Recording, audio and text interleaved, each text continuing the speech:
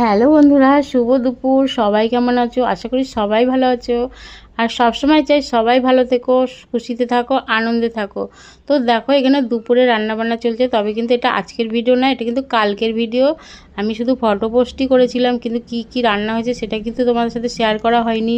যেহেতু কালকে আমি খুব ব্যস্ত ছিলাম, যেহেতু বাড়িতে দুজন অতিথি এসেছিলো, আমার এক দাদা ভাই আর আমার নিজের ননদ এসেছিলো।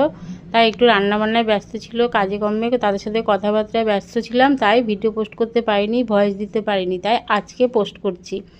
তো দেখো এখানে আছে কাঁকরোল ভাজা দেখতে পেলে, আর এখানে আছে পেঁয়াজ আলু দিয়ে পোস্ত শুকনো শুকনো করে করেছিলাম। আর আছে একটা পাঁচমিশালি তরকারি, যেটা আমি প্রায় মাঝে মধ্যে করে দিই, কারণ এই তরকারিটা খেতে আমার ঘরের মানে আমার, তোমাদের দাদাভাই, আমার ছেলে, আমরা সবাই পছন্দ করি। মুসুর ডাল দিয়ে, ধনেপাতা, টমেটো দিয়ে খেতে কিন্তু দারুণ লাগে, একদম কোনো মশলা ছাড়াই এই তরকারিটা। স্বাস্থ্যের পক্ষেও ভালো। আর দেখো এখানে আছে পাতলা করে মাছের ঝোল, রুই মাছের ঝোল আলু দিয়ে। আমি যখন এই রুই মাছের ঝোল করি, কিন্তু আমি কিন্তু কখনো পেঁয়াজ রসুন দিই না। যখন মাছের কালিয়া করি তখনই পেঁয়াজ রসুনটা অ্যাড করি। তাই এখানে আমি আদা রসুন বাদ দিয়ে জিরে বাটা ও ধনে বাটা আর আদা দিয়ে এই ঝোলটা করেছি, আর গরম মশলা দিয়ে করেছি। খেতে কিন্তু দারুণ হয়েছিল।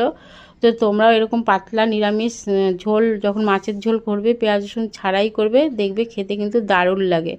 তো আমি নিজে রান্না করে আমার নিজের রান্নাই প্রশংসা করি। হ্যাঁ, কিন্তু সত্যি করে আমার প্রত্যেকটা রান্না আমি নিজে খেয়েই দেখি রান্নাগুলো খুবই সুন্দর হয়। তোমরা বলবে নিজে রান্না করে নিজেই প্রশংসা করে, তো সেটা আমার কিছু বলার নাই। তো চলো টাটা বাই, আবার দেখা হবে।